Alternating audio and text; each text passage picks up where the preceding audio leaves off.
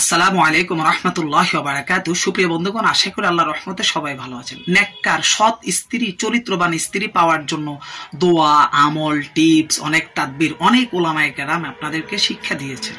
তবে আমি আমার মতো করে কিছু কথা বলবো, যদি মনে চায় আল্লাহর উপর ইয়াকিন করে আমল করতে পারেন, হয়তো একটি ফলাফল লাভ করতে পারেন।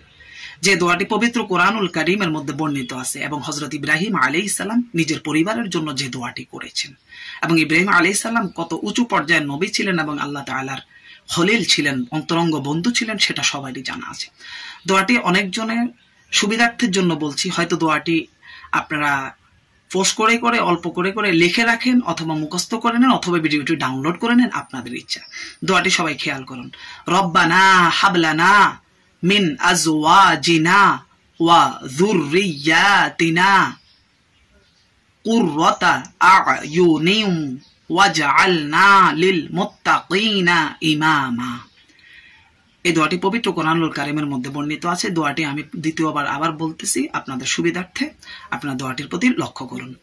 রব্বানা হাবলানা মিন আজওয়াজিনা ওয়া যুররিয়াতিনা কুররাতা আ'য়ুনিন ওয়াজআলনা লিল মুত্তাকিনা ইমামা। এই দোয়াটি লিখে রাখেন, অল্প অল্প করে ডাউনলোড করে রাখেন, পুরো ভিডিও বা ডাউনলোড করে রাখেন, অল্প অল্প করে শুনেন এবং মুখস্থ করেন। প্রতি 5 ওয়াক্ত সালাতের পরে এই দোয়াটি করতে থাকেন। ইনশাআল্লাহু আজিজ, আপনি নারী হলে আপনার জন্য আল্লাহ তাআলা উত্তম পুরুষের ব্যবস্থা করবেন, এবং পুরুষ হলে আল্লাহ তাআলা উত্তম বিবি নারীর ব্যবস্থা করবেন ইনশাআল্লাহ। দৃঢ়তার সাথে আল্লাহর উপর পরিপূর্ণ আস্থা, বিশ্বাস এবং ইয়াকিন রেখে করতে থাকুন। অবশ্যই অবশ্যই এটি ফলপ্রদ হবে ইনশাআল্লাহ। ভিডিওটি এখনই বাকি ভাইদেরকেও শেয়ার করুন, তারা যাতে শিখতে পারে এবং আপনার আমলনামায় যাতে একটি নেকি লেখা হয়। আগামী কোনো পর্বে দেখা হবে। প্রত্যেকটি নিয়মিত গুরুত্বপূর্ণ আপডেট পাওয়ার জন্য চ্যানেলটি এখনো সাবস্ক্রাইব করুন, একটি লাইক করুন, কোনো বিষয় অস্পষ্ট থাকলে কমেন্ট করুন। আগামী কোনো পর্বে দেখা হবে। সে পর্যন্ত আল্লাহ সবাইকে ভালো রাখুক, সুস্থ রাখুক। আল্লাহ।